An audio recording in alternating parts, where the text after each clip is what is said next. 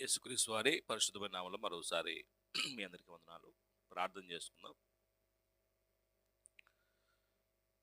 మహోన్నతుడ మహాగణమైన మా తండ్రి, మా ప్రభు అయినటువంటి యేసుక్రీస్తు వారికి తండ్రివైన మా దేవ, భూమిని ఆకాశం సమస్తమును మీ చిత్తాన్ని బట్టి, మీ సార్వభౌమ అధికారాన్ని బట్టి మీరు సృష్టించి మమ్మల్ని ప్రత్యేకంగా మీ పోలికలు మీ స్వరూపంలో నిర్మాణం చేసుకున్నందుకు మీకు కృతజ్ఞతాస్తుతులు స్తోత్రం తెలియపరుస్తూ ఉన్నాం. మీ సంకల్పాన్ని మేము ఎరుగక నిరాకరించి అవిధేయమయ్యి ఈ శరీరం యొక్క మనసు యొక్క వ్యర్థతను అనుసరించి నడుచుకొని మీ ఉగ్రత పాలైనప్పుడు దేవా, మీ కుమారుడిని క్రీస్తు ద్వారా ఆ ఉగ్రతను తప్పించి మాకు కలుగు చేసిన రక్షణకై కూడా కృతజ్ఞతాస్తుతులు స్తోత్రం తెలియపరుస్తూ ఉన్నాం. ఆయన రక్తం ద్వారా మమ్మల్ని కొని తండ్రి మీకు రాజ్యంగాను యాజీ సమూహంగాను మమ్మల్ని నిలబెట్టినందుకు మనపూర్వకం శృతిస్తూ ఉన్నాం. పరిశుద్ధ యాజకులుగా మేము ఆత్మసంబంధంగా కట్టబడి ఈ ప్రభుదినమందున తండ్రి మీరు అంగీకరించే విధంగా మా ఆత్మీయ బలులను మీకు సమర్పించుకోగలిగే అవకాశం ఇచ్చారు. కీర్తన ద్వారా మీ నామాన్ని గణపరచుటకు మీ కృప చూపించారు. అలాగనే మీ వాక్యం నాయన నేర్చుకొని మా వ్యక్తిగత ఆత్మసమ జీవితాన్ని క్రమపరచుకోగలగటానికి మీ పాద సరిధులు మేము చేరి ఉండగా మీ గ్రంథాన్ని ఉపదేశిస్తూ నన్ను మీరు జ్ఞాపకం చేసుకొని తండ్రి, మీ వాక్యపు మాటలు మా జీవానికి ఆధారమని మేము మీ గుణాలు కలిగి అభివృద్ధి చేసుకుంటూ ఈ భూమి మీద బ్రతుకుటకు మీరు ఇచ్చినటువంటి ఈ చక్కని అవకాశాన్ని ప్రతి సహోదరుడు సోదరులు సద్వినియోగం చేసుకునేలాగున మీకు కృప చూపిస్తారని నమ్ముతూ ఆన్లైన్లో పాల్గొన్న వారు కానీ అలాగనే ఈ స్థలంలో కూర్చొని మీ మాటలు వినేందుకు సిద్ధ మనసు కలిగిన వారిని బట్టి శబ్దాంతరం ద్వారా మీ మాటలు వింటూ ఆసక్తి కలిగిన వారందరిని బట్టి కూడా మీకు కృతజ్ఞతాస్తుతులు స్తోత్రం తెలియపరుస్తున్నాం. మీ మాటలు నిత్య జీవానికి ఆధారమని జాగ్రత్తగా వాటిని పరిశోధిస్తూ వాటిని ఎందు నిలకడగా మా విశ్వాసాన్ని కొనసాగించుటకు తగిన భక్తి విశ్వాసము మాకు కలుగు చేస్తారని నమ్ముతూ విశ్వసిస్తూ ఈ మా మనవులన్నీ కూడాను యేసుక్రీస్తు వారి పరిశుద్ధమైన నామంలో వినయం చేత బ్రతిమలాడి పెట్టుకుని ప్రార్థిస్తూ ఉన్నాం తండ్రి, ఆమేన్. అందరికీ వందనాలండి. దయచేసి కూర్చోవాలని మనం చేస్తున్నాం.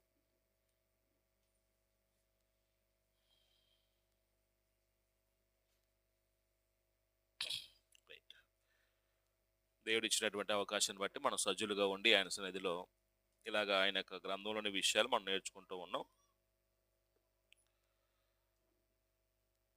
మరోసారి స్థలం ముందు కూర్చొని దేవుడిని ఆరాధించడానికి దేవుని సన్నిధికి వచ్చేసినటువంటి మీ అందరికీ జూమ్లో పాల్గొన్న వారికి కూడా మనపూర్వకంగా వందనాలు తెలియపరుస్తున్న పేరు.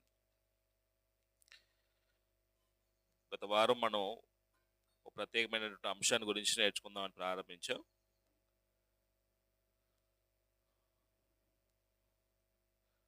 దేవుడు ఈ భూమి మీద ఉన్నటువంటి సమస్త సృష్టిని నోటి మాట ద్వారా కలుగు చేసిన తర్వాత ఆయన విశేషమైన సంకల్పంలో మనల్ని సృష్టించాడు. ఆయన పోలికలు ఆయన స్వరూపంలో తనలాగా బ్రతకాలని. దేహం ఆయన పోలిక కాదు. దేహం అనేది మట్టి నుంచి వచ్చింది, ఆత్మ మాత్రం దేవుని దగ్గర నుంచి వచ్చింది. ఈ రెండు భాగాలు కలిగితే దేవుడు మానవుని సృష్టించినప్పుడు మనిషి ఈ భూమి మీద బ్రతుకుతూ దేవుడు మనకు అనుగ్రహించినటువంటి సహజ కోరికలు దేవుని పద్ధతులు తీర్చుకుంటూ ఆనందంగా బ్రతకాలని, దేవుని గుణాలు సంపాదించుకోవాలని ఆత్మలో దేవుడు మన నుంచి ఆశిస్తూ ఉన్నాడు. అంటే దేవుడు పెట్టినటువంటి కోరికల్లో ఒకటి ఏంటంటే సహవాసము, లేకపోతే సాంఘిక అంగీకారం. అంటే మనిషి ఎప్పుడు కూడాను మనిషితో సహవాసం చేస్తూ ఉంటాడు, మరొక మనిషి మీద ఆధారపడుతూ ఉంటాడు, మన మనిషి యొక్క సహాయం కోరుతూ ఉంటాడు. అంటే మనం ఎంత నేను ఎవరితో కలవను, ఎవరితో మాట్లాడను, ఎవరితో నాకు సంబంధం లేదంటానికి అవకాశం లేదని మనకి ఉందా? ఒకవేళ అలాగైతే ఈ భూమి మీద మనం ఉండవలసిన వాళ్ళము కాదు. అంటే ఏదో సందర్భంలో ఏదో మనిషి మీద మనం ఏమాలి ఆధారపడుతూ ఉండాలి.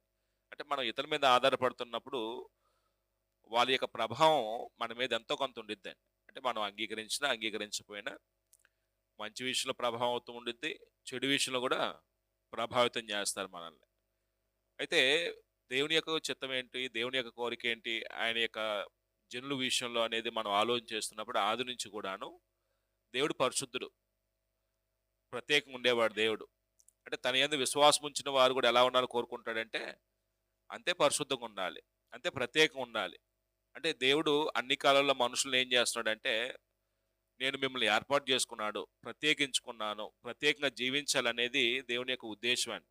ఏదేని తోట నుంచి మీరు చూడండి, ఆదాముని ప్రత్యేకించినటువంటి సందర్భం, నోవాహు కాలంలో నోవాహుని ఓడ నిర్మాణం చేసుకుని దాంట్లో ప్రవేశపెట్టిన సందర్భం, లోతుని అక్కడ అగ్నిగంధకాల చేత పట్టణం నాశనం చేస్తున్నప్పుడు దేవుడు ఏం చేశాడండి? లోతుని ఆయన కుటుంబాన్ని వేరోమన్నాడండి. అలాగనే అబ్రహాం జీవితాన్ని మీరు చూడండి. అబ్రహామును కూడా ఊరు అనే పట్టణంలో కల్దీ దేశంలో విగ్రహ సంబంధమైన కుటుంబం నేపథ్యం నుంచి దేవుడు ఏం చేశాడండి? వేరు చేశాడండి. ఇట్లా ఇశ్రాయేల్ జనాంగం ఒక జాతిగా వారిని ఏర్పాటు చేసుకున్నప్పుడు సమస్త జనుల నుంచి వాళ్ళని ఏం చేశాడండి? ప్రత్యేకించుకున్నాడండి. ఏర్పరచబడినటువంటి జనులుగా వాళ్ళు చేసుకున్నాడండి. నా రాజ్యం అన్నాడండి. తర్వాత లోకంలో నుంచి క్రైస్తవులను మనల్ని కూడా దేవుడు ఏం చేశాడండి? ప్రత్యేకించుకున్నాడండి. అంటే ప్రత్యేకంగా జీవిస్తూ మన జీవిత విధానం ద్వారా, మన ప్రవర్తన ద్వారా, మన నడవడి ద్వారా, మనం నమ్మినటువంటి విశ్వాసం ద్వారా ఇతరులను ఏం చేయాలంటే ప్రభావితం చేసి, నేను నమ్మినటువంటి నా దేవుని వ్యక్తిత్వం ఇది, నేను నమ్మినటువంటి నా ప్రభు యొక్క వ్యక్తిత్వం ఇది, నేను నమ్మినటువంటి సత్యం యొక్క విలువ ఇది అని మన జీవితాల ద్వారా ఏం చేయాలి? ఇతరులకి ప్రభావితం చేసి వాళ్ళని ఆకర్షించాలండి. అందుకు ఒక విశ్వాసి తన విశ్వాస జీవితంలో భక్తి కలిగి, పవిత్రత కలిగి, ప్రేమ కలిగి, నీతి కలిగి, న్యాయంగా బ్రతుకుతున్నటువంటి ప్రవర్తన ద్వారా అనేకులను ఏం చేస్తాడు? దేని వైపు నడిపించడానికి తన జీవితాన్ని మోరల్గా ఉంచుతాడండి, మాదిరిగా ఉంచుతాడండి. అంటే ఇప్పుడు మనం చేస్తున్న ప్రయత్నం ఏం కాదు, మనకు ముందున్నటువంటి విశ్వాసం చాలా మంది అదే చేశారు. వాళ్ళ జీవితాలు చదవటం వల్ల మనమే నేర్చుకుంటున్నామంటే, వీళ్ళు ఇలాంటి పరిస్థితులు ఇలా మెరిగారు, ఇలాంటి పరిస్థితులు ఇలా నడుచుకున్నారు, ఇలాంటి పరిస్థితులు ఇలాగా ఎదుర్కొని వాళ్ళు నిలబడి ఉన్నారు. మనం కూడా అలాంటి పరిస్థితులు వచ్చినప్పుడు మనం ఎలా వ్యవహరిస్తున్నాం అనేది మనం నేర్చుకుంటూ, లోపాలు ఉంటే దిద్దుకోవాలి. ఒకవేళ మెరుగుపడుతూ ఉంటే అందుకు దేవుడు మనకి ఇచ్చినటువంటి అవకాశాన్ని ఇంకెక్కువగా దేవుని పట్ల కృతజ్ఞతా భావంతో జీవితాన్ని కొనసాగించాలి. అయితే మనం చెప్పుకున్న విషయాల్ని కొద్దిగా ప్రస్తావించి నేను ఈరోజు చెప్పాలనుకున్న విషయాలు చెప్తాను. అంటే ఆ పాట యొక్క ఉద్దేశం చెప్పుకున్నాం. విశ్వాస జీవితంలో అనేకులు ప్రభావితం చేస్తాం మన ప్రవర్తన ద్వారా, మన నీతి, యథార్థత, పరిశుద్ధతతో కూడిన జీవితం ద్వారా, మనం నమ్మిన దేవుణ్ణి, మనం నమ్మిన ప్రభుని, మనం నమ్మిన సత్యాన్ని ఏం చేస్తాం? ఇతరులకి పరిచయం చేస్తాం. దేవుడు ధర్మశాస్త్రం ఇచ్చినప్పుడు కూడా దేవుడు కోరిక ఏంటంటే, ఆ ధర్మశాస్త్ర సంబంధమైనటువంటి నీతిని అనుసరించడం వల్ల దేవుడు ఎంత గొప్ప నీతి కలిగిన వాడు. అబ్రహామును కూడా దేవుడు ప్రత్యేకించుకున్నప్పుడు అబ్రహాం యొక్క జీవితం ద్వారా ఇప్పుడున్న ప్రపంచానికి అబ్రహాం నమ్మిన దేవుడు ఎవరో, ఆయన వ్యక్తిత్వం ఏంటో ప్రపంచానికి ఏం చేయాలనుకున్నాడు? దేవుడు తెలియపరచాలని కోరుకున్నాడు ఆయన. మీరు ద్వితీయోపదేశకాండం 4వ అధ్యాయం చదువుతున్నప్పుడు కూడా ఇశ్రాయేలు ధర్మశాస్త్రం గురించినటువంటి విశిష్టత చెప్తూ, అంత నీతి కలిగినటువంటి, న్యాయం కలిగిన చట్టం ఏ జనాంగానికి ఉంది అని అంటాడండి. అలాంటి నీతియుక్తమైన చట్టం ఏ జనాంగానికి ఉందండి ప్రపంచంలో అప్పట్లో? ఎవరికుంది? అంటే అలాంటి విలువైన చట్టం ఇచ్చినప్పుడు ఆ విలువైన చట్టాన్ని అనుసరించి నడుచుకుంటే ఇచ్చిన దేవుడు ఎంత గొప్ప నైతిక కలిగిన వాడో ప్రపంచం ఏం చేస్తారండి? తెలుసుకుంటారండి. అలాగా దేవుడు తను బయలుపరచుకోవడానికి ప్రయత్నం చేస్తూ ఉన్నాడు. అయితే క్రొత్త నిబంధన ఇచ్చిన తర్వాత కూడా క్రొత్త నిబంధన ఆత్మ సంస్కృతులు పాటించడం వల్ల దేవుని యొక్క ఔన్నత్యం, ప్రభు యొక్క జీవితం స్పష్టంగా మనుషులకి అర్థం వల్లే మనం జీవించి వాళ్ళకు చూపించాలని దేవుని యొక్క, ప్రభు యొక్క ఆకాంక్ష. అప్పుడు ప్రస్తుతం లోక తీరుతెన్నులు చూస్తున్నప్పుడు లోకం ఎవరి ప్రభావం చేత నడిపించబడుతుందంటే, లోకం వాస్తవానికి లోకాధికారి అనేటువంటి సాతాను యొక్క ప్రభావం చేత నడిపించబడుతుంది. ఎందుకంటే వాయుమండల సంబంధమైన అధిపతి అన్నాడండి అతని గురించి. అవిధేయులైన వారిని ప్రేరేపే శక్తికి అధిపతి అన్నాడండి. అంటే విధేయత కలిగిన మనుషులు తక్కువ అండి లోకంలో. ఇది మేలైంది, ఇది సత్యమైంది, ఇది జీవం కలిగినటువంటి మార్గం. ఆ మార్గంలోకి రండి అంటే లోబడే మనస్తత్వం కలిగిన వాళ్ళు ఉన్నారా? ఎదురాడే మనస్తత్వం కలిగిన వాళ్ళు ఉన్నారా? చెప్పేవాళ్ళు పోవయ్యా, నువ్వే చెప్పేది సత్యం ఏంటి, ఎంతమంది చేస్తుంది లేదు, నువ్వు చెప్తే చేయాలేంటి అని వ్యతిరేకించే వాళ్ళు ఎక్కువ మంది అండి సమాజంలో. అంటే ఇక్కడ సాతాను మనుషుల యొక్క బలహీనతను ఏం చేస్తాడంటే అవకాశంగా తీసుకొని వాళ్ళ యొక్క మనస్తత్వాన్ని ఏం చేస్తాడు? ఇంకా బలహీనంగా చేస్తాడండి. ఈ వాయుమండల సంబంధమైన అధిపతి ఏం చేస్తాడంటే అవిధేయుల వారిని ప్రేరేపిస్తూ ఉంటాడు, తప్పుడు మార్గం జరిగించే విధంగా, తప్పుడు పనులు చేసే విధంగా. ప్రస్తుతం యువతరం చూసినప్పుడు దేవుడి చేత ప్రభావితులయ్యే వాళ్ళు ఎక్కువ మంది ఉన్నారు యవనస్తుల్లో. లోక సంబంధమైనటువంటి విధానంలో ప్రభావితులయ్యే వాళ్ళు ఎక్కువ ఉన్నారు. లోకం యొక్క వారి వస్త్రధారణ చూడండి, వాళ్ళ యొక్క డ్రెస్ కోడ్, లేకపోతే వారి యొక్క హెయిర్ స్టైల్, గెడ్డం, మీసాలు, బట్టలు, తీరుతెన్నులు, వాళ్ళ నడత, వాళ్ళ మాటలు, అంటే ప్రతిదీ కూడాను ఎక్కడో చూస్తాడండి. ఆ సినిమా యాక్టర్లో, సీరియల్లోనో, లేకపోతే లోకంలో. ఇప్పుడు సోషల్ మీడియా వచ్చిన తర్వాత ప్రతి వికృతమైన క్రియలు ఏం చేస్తున్నారండి? వీడియోలు తీసి పెట్టుకుంటున్నారండి లైక్స్ కొరకు. అంటే ఇది సమాజం మీద ఎంత దుష్ప్రభావం చూపిస్తుందో మనుషులకు అర్థం కావట్లేదండి. ఈవెన్ క్రైస్తవ కుటుంబాల్లో కూడా నెమ్మదిగా జాడ్యం వచ్చేస్తుందండి. ప్రార్థనకి వెళ్ళే కుటుంబాల్లో యవనస్తులు ఎలా ఉండాలండి మనం చెప్పుకున్నాం. జీవం గల దేవుడి సంఘంలో జనుల ప్రవర్తన గురించి చెప్తూ యవనస్తులు ఎలా ఉండాలండి? పవిత్రత కలిగి ఉండాలండి. పవిత్రమైన సంభాషణలు ఉండాలండి.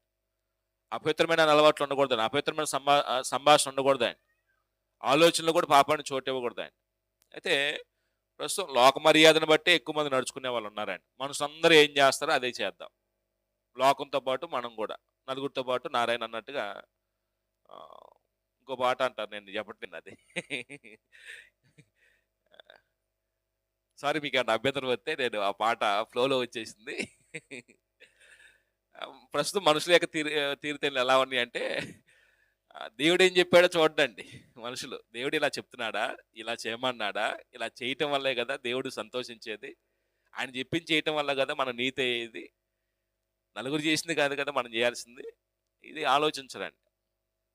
లోక మర్యాద ఇంకోటి ఉండిద్దండి. వ్యక్తిగతంగా మన శరీరం యొక్క మనసు యొక్క పెద్దత ఉండిద్దండి. శరీరం ఏం కోరుకుంటే దాన్నే జరిగిస్తామండి. మనసు ఏం కోరుకుంటే దాని వైపే మళ్ళీ కొలపబడతామండి. అంటే ఈ శరీర ఇచ్చిలో మనుషులు చాలా బలహీనం చేస్తాయండి. ప్రస్తుత కుటుంబ వాతావరణాల్లో భర్త, భార్య, పిల్లలు ఆ విలువలు కలిగినటువంటి మనుషులాగా బ్రతకట్లేదండి. విలువలతో ఉన్నటువంటి కుటుంబాలు ప్రస్తుత సమాజంలో లేవండి. కాస్త వాక్యం విన్న వాళ్ళ జీవితాల్లోనైనా మార్పు వస్తే మనం చూసేదన్నా నేర్చుకుంటారండి. మనమే అధ్వానంగా ఉంటే మీరు ప్రార్థనకి వెళ్ళి నేర్చుకుంది ఏంటి, మారింది ఏంటి, వెళ్ళకుండా మేము నేర్చుకునేది ఏంటి, మారేది ఏంటి అని ఏం చేస్తారండి? కొంచెం తూలన ఆడతారండి, విమర్శిస్తారండి, అపహాస్యంగా మాట్లాడతారండి. అంటే మనం ఎవరికి అవకాశం ఇవ్వకూడదండి. రైట్. అప్పుడు రెండో విషయం చెప్పుకుంది ఏంటంటే క్రైస్తవ కుటుంబాలు ఎవరు ప్రభావం చేత నడిపించబడాలంటే ఎప్పుడైనా అందరూ చేస్తున్నారని కాదండి. దేవుడు చెప్పాడా లేదా, ఆయన వాక్యం చెప్తుందా లేదా, ప్రభు ఎప్పుడైనా బోధించలేదా, పరిశుద్ధాత్మ ఎప్పుడైనా ఆజ్ఞాపించలేదా, ఆ కోణంలో చూడాలి తప్ప మనం ఏం చేయకూడదు. మా తాతలు ముత్తాతల నుంచి వస్తున్నటువంటి పద్ధతి ఏంటంటే తాత ఎక్కడికి వెళ్ళాడు అక్కడికి వెళ్తాం మనం కూడా, ముత్తాత ఎక్కడికి వెళ్ళాడు అక్కడికి వెళ్తాం మనం కూడా. దేవుడుండే చోటికి వెళ్ళం మనం. తాత ముత్తాతలు చేశారనే ఉద్దేశంతో, మా కులం చేసిందనే ఉద్దేశంతో. కులం కాదుగా మనం రక్షించింది, తాత కాదుగా మనం రక్షించింది. అంటే ఇవన్నీ మనుషులు కొంచెం కష్టం వేస్తాయండి. ఎందుకంటే మన నన్నరాలు ఏమైపోయినాయండి, జీర్ణించిపోయినాయండి. ఆచారాలు, పద్ధతులు, కట్టుబాట్లు. దేని వాక్యానికి అంత విలువ ఇవ్వండి. దేవుడు చెప్పినటువంటి నియమాలకు అంత విలువ ఇవ్వండి. అవ్వ అలా చేయటం ఏంది, అలా చేయకూడదు, ఈ రోజున చేయకూడదు, ఆ కార్యక్రమం ఎలా చేయకూడదు. ఎవడు పెట్టాడు ఆ పద్ధతి? డబ్బులు కొర పెట్టాడండి పూర్వం ఎవడో. ఆడి పద్ధతులు మనం ఏం చేస్తాం ఇప్పుడు? వాక్యం కంటే ఎక్కువ దానికి విలువ ఇస్తామండి. నేను ఎన్నోసార్లు మొత్తుకుంటానండి. ఇప్పుడు ఎవరో చనిపోయారు, ప్రార్థన కూడి పెట్టుకోవాలి. 5 రోజు, 3 రోజు, 7 రోజు, 11 రోజు ఎవడు పెట్టాడండి ఇవి? దేవుడు చెప్పాడా? ఆ కుటుంబాన్ని ఆదరించడానికి ఏ రోజైతేనేమి చాలా దానికి ఎంత విలువ ఇస్తారంటే వాక్యాన్ని కూడా అంత విలువ ఇవ్వండి మనం. దేవుడు చెప్పిన మాటకి అంత విలువ ఇవ్వండి. 5 రోజు చేయలేతే 6 రోజు ఎవడ చేసేది అని ఏం చేస్తారండి? దెబ్బలు ఆడతారండి. ఏ కార్యక్రమం అయినా బేస్ సంఖ్యలో చేయాలంటారండి. ఎవడు చెప్పాడని బేస్ సంఖ్యలో చేయమని? దేవుడు ఏం చెప్పాడు? ఎక్కడైనా ఆజ్ఞాపించాడా? నిన్ను వల్ల నీ పొరుగువాడిని ప్రేమించమన్నాడు. దానికి ఎక్కువ ఇంపార్టెన్స్ ఇస్తారా, ఈ వీటికి ఎక్కువ ఇంపార్టెన్స్ ఇస్తారా? పొరుగువారు ఇబ్బందుల్లో ఉన్నారు, కనీసం మాట్లాడి పరామర్శించి ధైర్యం చెప్పే పరిస్థితి ఉండదండి మనకి. వాళ్ళ అవసరంలో ఏదైనా సహాయం చేసే మనస్తత్వం ఉండదండి. కానీ దీనికి మాత్రం ఎంత ఇస్తారండి? చాలా చాలా చాలా హై స్థాయిలో ఇస్తామండి. అంటే ఇలాగ మనం ఆలోచన చేస్తున్నప్పుడు వాస్తవానికి నేను ఎందుకు ఈ విషయాలు మాట్లాడాలనుకుంటున్నానంటే మనం నడిపించే దేవుడండి, మనం పుట్టించిన దేవుడండి, మనం పోషించే దేవుడండి, మనం సంరక్షించే దేవుడండి. ఆ దేవుడు తన చిత్తాన్ని యేసుప్రభు ద్వారాను, పరిశుద్ధాత్మ ద్వారాను, వాక్యం ద్వారాను ఏం చేస్తాడండి? సందర్భాన్ని బట్టి మనకు తెలియపరుస్తూ ఉంటాడండి. ఇప్పుడు దాన్ని బట్టి మన విశ్వాసాన్ని కట్టబడాలి తప్ప ఏది విశ్వాసం కట్టబట్టడానికి కారణం అవదండి. మీకు ఒకవేళ అర్థమైతే నమ్మండి, అర్థం కాకపోతే మీ ఇష్టం అండి. ఇంకది నేను ఎవరిని బలవంతం చేయనండి, వదిలిపెట్టేద్దాం. మూడో విషయం మనం చూస్తుందంటే క్రైస్తవుడిగా మన ప్రభావం ఎవరి మీద ఉండిద్దా? వాస్తవానికి ఈ భూమి మీద నేను వాస్తవానికి క్రైస్తవ జీవితం ప్రారంభించాను బాప్తిసం ద్వారా. నేను విశ్వాసం జీవితం అప్పుడే కదా ప్రారంభమైంది. క్రైస్తవుడిగా నా జీవితం ఎవరినైనా ప్రభావితం చేస్తా. యేసుప్రభు బోధలు మనం గమనించినప్పుడు యేసుప్రభు యొక్క బోధల ప్రకారంగా ఒక వ్యక్తి యొక్క జీవితం ఉంటే ఇతరులు ప్రభావితం చేస్తానండి. యేసుప్రభు నువ్వు లోకానికి వెలుగు అన్నాడండి, లోకానికి ఉప్పు అన్నాడండి. ఉప్పు యొక్క తత్వం పదార్థాన్ని రుచినిస్తే క్రైస్తవుని యొక్క తత్వం కూడా ఎలా ఉండాలంటే నీ సంభాషణ రుచి కలిగిందిగా ఉండాలి. నీ మాటలో ఇతరులకి రుచినిచ్చే విధంగా ఉండాలి తప్ప, ఇతరులను పాడు చేసే విధంగా ఉండకూడదు. మనతో ఎవరైనా సంభాషణ చేస్తున్నప్పుడు, మనతో ఎవరైనా జట్టుకట్టి కలిసి సహవాసంలో కొనసాగుతున్నప్పుడు, మన మాటలో మన యొక్క ఇచ్చే సలహాలు, మనం చెప్పే ఏదన్నా బోధ వాళ్ళ జీవితాన్ని ఏం చేయాలంటే బాగు చేసే విధంగా, వాళ్ళని బలపరిచే విధంగా, వాళ్ళని ప్రోత్సహించే విధంగా ఉండాలి తప్ప, వాళ్ళ నాశనం నడిపించే విధంగా ఉండకూడదండి. లోకంలో కొంతమంది సలహాలు ఇస్తారండి. ఓ భార్యాభర్తలు ఏదైనా గొడవ వచ్చినప్పుడు గాని, అన్నదమ్ముల మధ్య గొడవ వచ్చినప్పుడు గాని సలహా ఏమంటే మధ్యలో ఎక్కేసేవాళ్ళు ఉంటారండి. క్రైస్తవ జీవితం అలాంటిది కాదండి. సెక్కిపరిచేదండి, సమాధానపరిచేదండి. ఇక్కడ విలువలతో ఉన్నటువంటి జీవితం జీవించడానికి యేసుప్రభు నేర్పిన సూత్రాలు ఏంటంటే, యేసుప్రభు బోధల ప్రకారంగా జీవితాన్ని కట్టుకుంటే మనం లోకానికి ఎలా కనబడతామంటే, లోకానికి ఉప్పుగా ఉంటామండి. ఉప్పు పదార్థాలు రుచినిస్తాయి. మనం కూడా ఏం చేస్తాం? రుచి కలిగిన విధంగా మనం ఉప్పు పదార్థం నిల్వ చేస్తే, మనుషుల మధ్య సంబంధాలను బలపరిచే విధంగా, పాడు చేయకుండా మనం ఏం చేస్తాం అంటే, అది క్రిస్టియానిటీ అండి. మీరు లోకానికి వెలుగు అన్నాడు యేసుప్రభు వారు. ఎలా వెలుగు? వెలుగు త్రోవ చూపించుద్ది. చీకట్లో ఉన్నటువంటి అంధత్వాన్ని ఏం చేస్తుంది? వెలుగు ప్రాలదోడుద్ది. మనుషుల్లో ఉన్నటువంటి చీకటిని, అంధత్వాన్ని ఏం చేయాలండి? ఆత్మీయ అంధత్వాన్ని. ఒకవేళ మనం ఎవరితోనో సహాయం చేస్తుంటే అతనిలో ఉన్నటువంటి అంధత్వాన్ని పోగొట్టే ప్రయత్నం చేయాలి తప్ప, అతనితో జట్టు కలిసి మనం కూడా అందులో అయిపోకూడదు. అంటే ఇప్పుడు మన ప్రభావం ఎదుటి వాళ్ళ మీద కంటే కూడా, ఎదుటివారి ప్రభావం వల్ల మనం ఏమవుతున్నాం? ఎక్కువగా ఆకర్షితులై మనం కూడా చీకటి సంబంధులుగా అయిపోతున్నామండి. యేసుప్రభు అది కాదు మనకు నేర్పింది. నువ్వు నిజంగా యేసుప్రభుని నమ్మితే, క్రీస్తు బోధల ప్రకారంగా మనం ఎలా కనబడతాం అంటే, లోకానికి ఉప్పుగా వెలుగుగా ఉంటామండి. మన ద్వారా దేవుని చూడగలగాలండి. మన ద్వారా పరలోక సంబంధ జీవితాన్ని చూడగలగాలండి. అది యేసుప్రభు మనకు నేర్పిస్తున్నటువంటి బోధ. అంటే ఏ విషయాలు ప్రభావితం చేయగలం మనం అనేది చూస్తూ కొన్ని విషయాలు చెప్పుకుంటూ వచ్చాం. అంటే మొట్టమొదట నేను విశ్వాస జీవితాన్ని ప్రారంభించింది దేవుని యందు, ఆయన కుమారుడైన క్రీస్తునందు కాబట్టి, దేవుని విషయంలో, క్రీస్తు విషయంలో మనం ఇతరులను ఏం చేయగలము? ప్రభావితం చేయగలం. కోణంలో ఇక్కడ నేను యోసేపు ప్రవర్తన గురించి చెప్తూ వచ్చాను కదా, ఇక్కడ ఒకటి రాసుకుందామండి. ఏంటంటే అది అంటే క్రైస్తవుడిగా నేను ఎవరెవరిని ప్రభావితం చేయగలనండి, ఇవి కూడా చెప్పుకున్నామండి. నా కుటుంబాన్ని, బంధువుల్ని, స్నేహితుల్ని, ఇరుగు పొరుగు వారిని, సహోద్యోగుల్ని, దాసుల్ని, యజమానుల్ని, సంఘంలో ఉన్నటువంటి సభ్యుల్ని అంటే నేనేం చేయగలను? ప్రభావితం చేయగలను. అప్పుడు ఇంకో చిన్న మాట అనుకుందాం. ఏంటంటే అది దేవుని విషయంలో, యేసుప్రభుడి విషయంలో మనం ఎలాగ ప్రభావితం చేయగలమంటే, ఏ కోణంలో అంటే దేవుని విషయంలో, యేసుక్రీస్తు విషయంలో మనం ప్రభావితం చేయగలం. ఒకటి, ఇక్కడ ఒక వ్యక్తి విశ్వాసి, మనం చెప్పుకుంటుంది ఏంటంటే యజమాని ఎలా ప్రభావితం చేశారో చెప్పుకుంటూ వచ్చామండి. ఈ పాయింట్ రాసుకుంటే బాగుండిద్దేమో. అంటే డైరెక్ట్గా వ్యక్తుల గురించి కాకుండా, దాసుడు యజమానిపై ప్రభావం, దాసుని జీవితం యజమానిపై ప్రభావం, యజమానిపై ప్రభావం ఇలాగ అనుకుంటే అప్పుడు వ్యక్తుల పేర్లు రాసుకోవచ్చండి. నేను ఆ పాయింట్ పోయిన వారం రాయలేదు. ఇది ఒకసారి చూడండి. అంటే ఏ విషయాలు ప్రభావితం చేయగలం మనం అంటే, మొట్టమొదట దేవుని గురించి, లేకపోతే యేసుప్రభుని వారి గురించిన విషయంలో మనం ప్రభావితం చేయగలం. అది ఎవరెవరు అనేది ఆలోచన చేస్తున్నప్పుడు మొట్టమొదట మనం ప్రారంభించింది ఏంటంటే, కుటుంబం దగ్గర రాలే ఇంకా.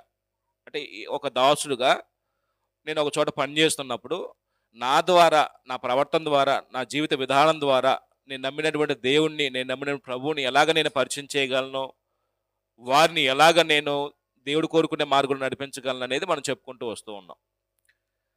అంటే ఒకప్పుడు మనం దేవుణ్ణి ఎరగని వాళ్ళమండి. సువార్త ప్రకటించబడడం ద్వారా దేవుని యందు, ఆయన కుమారుని క్రీస్తునందు విశ్వాసం ఉంచాం. విశ్వాస జీవితాన్ని ప్రారంభించి ఈ విశ్వాస జీవితం కొనసాగిస్తున్నప్పుడు నా స్థితి ఏం మారదండి భౌతికంగా.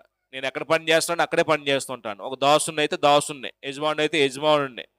ఇప్పుడు ఈ దాసునిగా నా యొక్క ప్రభావం నేను పనిచేస్తున్నటువంటి యజమాని మీద ఎలా ఉండిద్దో చెప్పుకుంటూ వచ్చామండి. దాంట్లో మొట్టమొదటి మనం చూస్తుంది ఎవరండి? యోసేపు గురించి మనం చెప్పుకున్నామండి. యోసేపు అంటే ఎలాంటి క్యారెక్టర్ ఏంది? నేను అంటే కొత్త నిబంధన విశ్వాస గురించి మాట్లాడుతున్నప్పుడు పాత నిబంధన దగ్గరికి ఎందుకు వెళ్ళామంటే, అక్కడ నుంచి నీతి తెలుసుకుంటున్నాను తప్ప ఇప్పుడు అక్కడ ఉన్నటువంటి ఆచారాలు చేయమని నేను చెప్పట్లేదు సుమా. అక్కడ ఉన్నటువంటి బలులు, అక్కడ ఉన్నటువంటి సున్నతి, ఆ కార్యక్రమాలు చేయమని కాదు. పాత నిబంధన అంతా కూడాను క్రొత్త నిబంధనకి ఒక ఛాయ. పాత నిబంధన ఒక నీడ లాంటిది వాస్తవానికి. మనం పాత నిబంధన ఎందుకు చదువుతున్నాం ఇప్పుడు? పాత నిబంధన చదవటం వల్ల మనకు బోధ కలుగు నిమిత్తము, బుద్ధి కలుగు నిమిత్తము, దుష్టాంతాలుగా ఈ యుగమందు ఉన్నటువంటి మనకు బుద్ధి కలుగు నిమిత్తం రాయబడిన అంటాడండి. అంటే బోధ, బుద్ధి ఎక్కడ జరిగిద్ది? పాత నిబంధన చదువుతున్నప్పుడు నువ్వు వ్యభిచరించేంతమంది నాశనం అయిపోయారు, కాబట్టి అలాంటి పాపం వద్దు. విగ్రహాన్ని చేసేంతమంది నాశనం అయిపోయారు, అలాంటి పాపం వద్దు. పొరుగు వారిని ఆశించి ఇలా నాశనం అయిపోయారు. మనకు బోధ కలిగిద్దా లేదా? బుద్ధి కలిగిద్దా లేదా? నువ్వు నీతిగా బ్రతికితే నీ కుటుంబం ఇలా వర్ధిల్లిద్ది. అబ్రహాం జీవితం మనం బోధ కలుగు చేస్తా లేదా? నువ్వు ఒక విశ్వాసం అయితే నీ కుటుంబాన్ని రక్షించుకుంటావు. నోవాహు పాత నిబంధన జీవితంలో మనకు బోధ కలుగు చేస్తాం లేదా? అంటే బోధ, బుద్ధి కలిగిద్దండి. మనం ఇప్పుడు ఆచారాలు చేయడానికి కాదు సుమా. ఇప్పుడు క్రీస్తు యొక్క సంఘంలో ఉన్నటువంటి ఒక ప్రధానమైనటువంటి ఒక సమస్య అంటే ఇప్పుడు పాత నిబంధన చదవకూడదు అంటారండి. పాత నిబంధన చదవకపోతే ఎలాగ తెలిసింది మనకి నీతి? పాత నిబంధన బోధ కలిగిన నిమిత్తము, బుద్ధి కలిగిన నిమిత్తం దుష్టాంతాలుగా దేవుడు మన కొరకు రాయించాడండి. ఇప్పుడు అక్కడ ఉన్న ఆచరణలు కాదు మన దేశకు వస్తుంది. అంటే ఇది అర్థం కాకపోవటం వల్ల మనుషులు ఇప్పుడు బతుకు గురించి ఆలోచించట్లేదండి. ఏ కాడికి ఇప్పుడు వాదనల మీద నిలబడుతున్నారండి మనుషులు. ఇప్పుడు ప్రస్తుతం వివాదాలతో సంఘాలు కొనసాగుతున్నాయి తప్ప ఒక ఆత్మని పరలోకం చేర్చే విధంగా జీవితాన్ని కట్టడానికి ప్రయోజనకరమైన విషయాలు చేర్పటం తగ్గిపోయిందండి. ఏ కాడికి నువ్వు రైట నేను రైట, నువ్వు రైట నేను రైట, ఈ వాదన పెట్టుకొని ఎంతమంది నిన్ను దేవుని కుమారుడిని క్రీస్తు యొక్క స్వరూపతలో మారుస్తావు? ఎవరిని దేశరాలేవండి. మనుషులు పోగొడతాను తప్ప ఎవరిని దేశరాలేవండి. అంటే యేసోబు దగ్గర నీ జీవితం ఏముంది మనం నేర్చుకోవడానికి అంటండి ఇంకొక ఆయన. లేదండి యేసోబు దగ్గర, యేసోబు లాంటి వ్యక్తిత్వం మనకు లేదు కాబట్టి అలాంటి మాటలు వస్తాయండి. యేసోబు నమ్మద్రోహానికి గురయ్యాడండి, అన్నల చేత ద్వేషించబడ్డాడండి, ఎన్ని శ్రమలు పొందాడండి యేసోబు జీవితంలో. చేయని నేరానికి 2 సంవత్సరాలు చెరసాల వేయబడ్డాడండి. అది అవమానం అండి. ఒక స్త్రీ నన్ను చెరబోయాడు అని చేయని నేరానికి అతని మీద మోపటం అనేది చాలా అమానుషమండి, అవమానం అండి అతనికి. కానీ అవమానాలు సహించలేదా? నిందలు భరించలేదా? ద్రోహానికి గురయ్యాడండి. నేను బైబిల్ చరిత్రలో ఈ ఫిబ్రవరి అయిపోయింది కదా, మార్చిలో నేర్చుకుంటాను యోసేపు చరిత్ర. ఎవరు మిస్ అవ్వద్దండి. అంటే యేసుప్రభు జీవితానికి యోసేపు జీవితానికి చాలా దగ్గర సంబంధాలు ఉంటాయండి. మీరు యోసేపు చరిత్ర అంతా చదవండి. యేసుప్రభు జీవితంలో జరిగే సంగతులన్నీ కూడాను పాత నిబంధనలో యోసేపు జీవితంలో కనబడతాయండి. యోసేపు జీవితంలో కనబడతాయండి. అంటే అంత పర్ఫెక్ట్గా బ్రతికినాయండి. అంటే అలాంటి వ్యక్తి యజమానిని ఎలా ప్రభావితం చేసినాడు? ఆయన నమ్మకత్వం. అంటే ఇక్కడ నేను కొన్ని మాటలు చెప్తానండి ఈ సందర్భంలో. ఈ ప్రభావితం అనేది ప్రవర్తన ద్వారా కదా మనం ప్రభావితం చేయాల్సింది. ప్రవర్తనకు సంబంధించి మన ప్రవర్తనలో ఏ ఉంటే ఇతరులు ప్రభావితం అవుతారనేది యోసేపు దగ్గర మనకు కనబడే విషయాలు ఏంటంటే, యోసేపు జీవితంలో ఇప్పుడు ఈయన జీవితం చూసాం అనుకోండి. ఎక్కడ రాద్దాం? ఇక్కడ రాస్తానండి నేను. ప్రవర్తన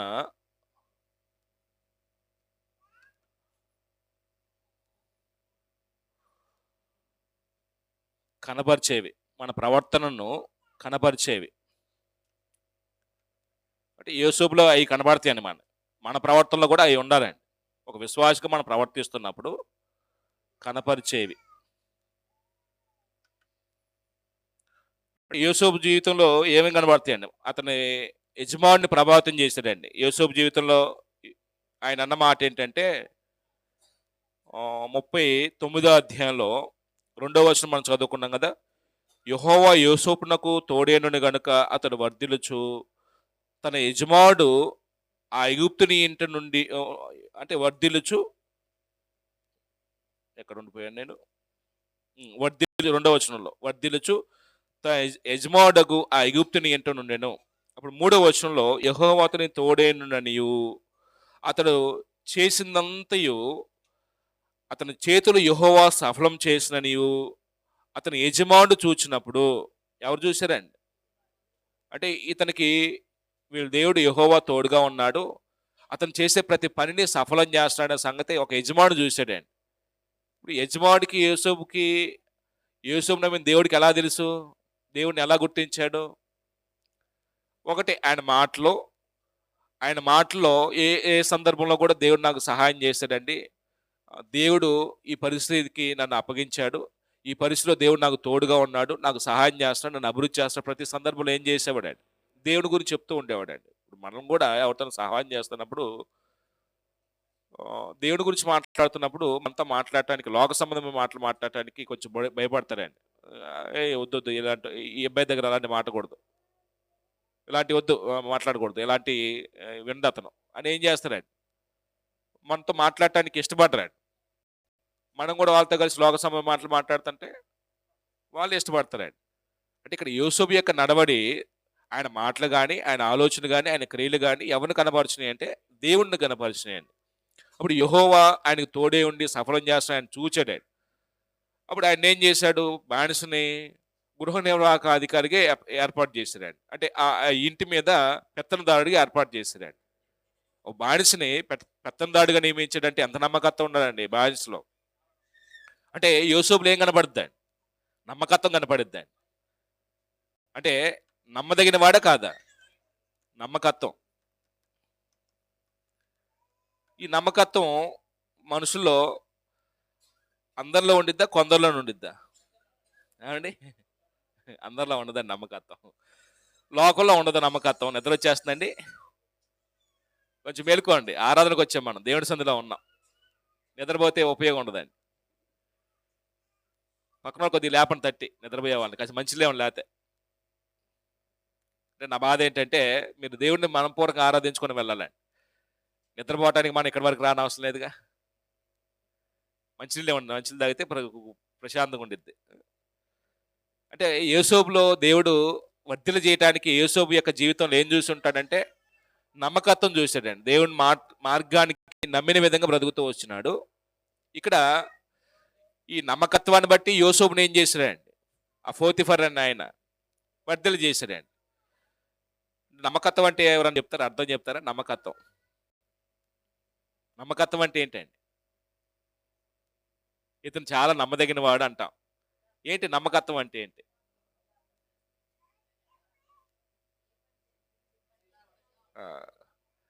అంటే అప్పగించినటువంటి బాధ్యతని క్రమశిక్షణతో నెరవేర్చడాన్ని నమ్మకత్వం అంటారండి. మనం పిల్లలకి నాన్న ఈ పని చేయరా అని అప్పచెప్పాం, సరే మమ్మీ, సరే డాడీ అన్నాడు. చెప్పింది క్రమశిక్షణతో చెప్పినట్టుగా చేశాడు. ఆ కొడుకు ఎలాంటోడండి, నమ్మదగిన వాడు. చేస్తానన్నాడు, చేయలేదు, వాడు ఎలాంటోడండి, మోసగాడండి. ప్రస్తుతం మనుషులు నమ్మకత్వం కలిగిన వారు ఉన్నారా, మోసగాళ్ళు ఎక్కువ ఉన్నారా? మన కుటుంబాల్లో కూడా మోసగాళ్ళు ఉన్నారండి. అంటే మీరు ఏమనుకుంటాం మాట చెప్తాను. ప్రస్తుతం భార్యాభర్తల సంబంధాలు ఒకరినొకరు నమ్మిన విధంగా లేవండి. నన్ను క్షమించాలి, నేను కుటుంబాల గురించి మాట్లాడాను. ఒకరికొకరు నమ్మలేరండి. భర్త మాట భార్య నమ్మలేదండి, భార్య మాట భర్త నమ్మలేదండి. అంటే ఒక పని చెబితే ఈవిడ చేసిద్ది, క్రమంగా నమ్మకంగా చేసిద్ది అనే సోర్స్ లేదండి, నమ్మకత్వం లేదండి. ప్రస్తుత వాతావరణం అలా ఉన్నాయండి. మన పిల్లలు నమ్మదగిన పరిస్థితి ఉన్నదా, మన పిల్లల మీద మన నమ్మకం ఉందా? చాలా కుటుంబాలు లేవండి. అంటే నేను రాసుకుంది ఏంటంటే, అప్పగించిన బాధ్యతలను, పనులను క్రమశిక్షణతో పూర్తి చేయటం అండి. ఇతరులు మన పట్ల నమ్మకత్వాన్ని కలిగిద్దండి. అప్పుడు మన పిల్లలకి కొన్ని సందర్భాలు, నాన్న నేను అది తెస్తారంటామండి, తేవండి, 2 రోజులు చూస్తారండి, 3వసారి చెప్తారండి, తెచ్చా డాడీ అడుగుతారండి, తేలేదంటామండి, తెచ్చా డాడీ అంటారు, తేలేదంటామండి. అని మన పిల్లలు ఏం పడిపోయిద్దండి ఆటోమేటిక్గా, మా నాన్న చెప్తాడు కానీ చేసేవాడు కాదు. అంటే అదేనండి మన మన నమ్మకత్వం పోగొట్టుకోవటం అనేది. ఒక మనిషి మీద నమ్మకత్వం సంపాదించడం తేలిక, పోగొట్టుకోవడం తేలిక. పోగొట్టుకోవడం చాలా తేలికండి, సంపాదించడం చాలా కష్టమండి. 100 పనుల్లో 99 నమ్మకంగా చేశాడు, 1 ఫెయిల్ అయిపోయారండి. ఏమంటారండి? ఈ నమ్మకస్తుడు కాదండి, వీడికి అనవసరం చెప్పామండి అనిపించిందండి. విశ్వాస జీవితం ఎంత జాగ్రత్తగా కొనసాగించాలండి మరి, అవునా కాదా?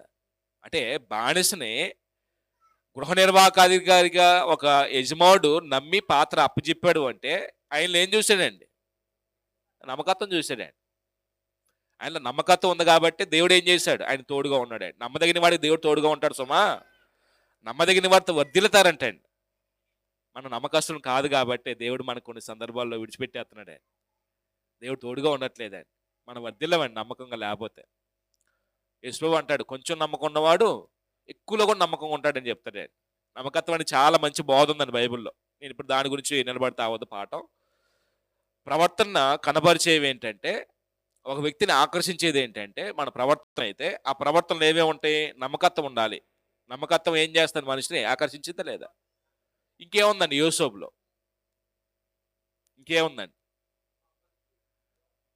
అంటే ఆయన జీవితంలో ఈ అభివృద్ధి వెనకాల ఏం కనబడుతుందంటే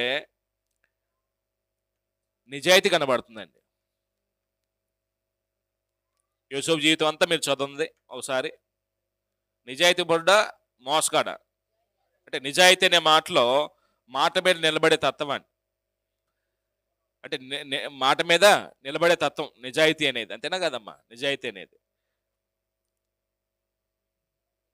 అంటే మన మాటలో అవునని చెప్తాం, కాదన్నట్టు విధంగా ఉన్నాయి అనుకోండి, అది నిజాయితీ అయిద్దా? అంటే నిజాయితీ పరుడు అంటే అబద్ధం ఆడంటే అంటే హార్ట్ఫుల్గా ప్లేన్గా ఉంటాడండి. అంటే పారదర్శక ఉండిద్దని ఆయన మాటల్లో. ఏదైనా మాట్లాడుతున్నప్పుడు లోపల ఒకటి పెట్టుకుని పైకి ఒకలాగా మాట్లాడాడు. ఆ నిజాయితీ ఉండిద్దండి. ఇది నిజాయితీ. అంటే యోసేపు క్యారెక్టర్లో అలాంటి నిర్మలమైనటువంటి మనస్తత్వం కలిగిన వాడిగా కనబడతాడు కాబట్టి దేవుడు ఆయనకి ఏం చేశాడండి? తోడుగా ఉన్నాడు. ఆ నిజాయితీని చూశాడండి యజమానుడు. ఇతను చెప్పింది చేస్తున్నాడు కాబట్టి, ఇతను ఏదైనా పని చేస్తే దేవుడు ఆయనకు తోడుగా ఉంటున్నాడు కాబట్టి, ఆయన మాటలో యథార్థంగా ఉన్నాయి, మోసగాడు కాదు, ఈ పని చెబుదాం.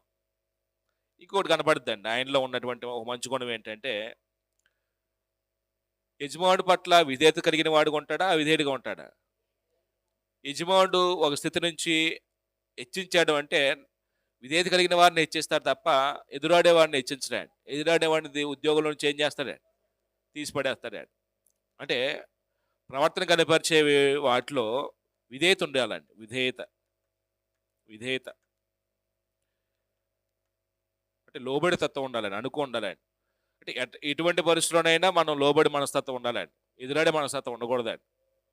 ఇప్పుడు కుటుంబం ఉంది, కుటుంబంలో ఒకరి పట్ల ఒకరు గౌరవమన్నలు కలిగి దేవుడి నియమాలకు లోబడి బ్రతుకుతున్నప్పుడు అది అనుకూల పరిస్థితి అయినా ప్రతికూల పరిస్థితి అయినా కుటుంబాన్ని హత్తుకుంటే ఎటువంటి సమస్యలు రావండి. అనుకూలంగా ఉన్నప్పుడు ఒకలాగా, ప్రతికూలంగా ఉన్నప్పుడు ఒకలాగా ఉంటే విచ్ఛిన్నం అయిపోతాయండి కుటుంబాలు. సంఘమైన అంతేనండి.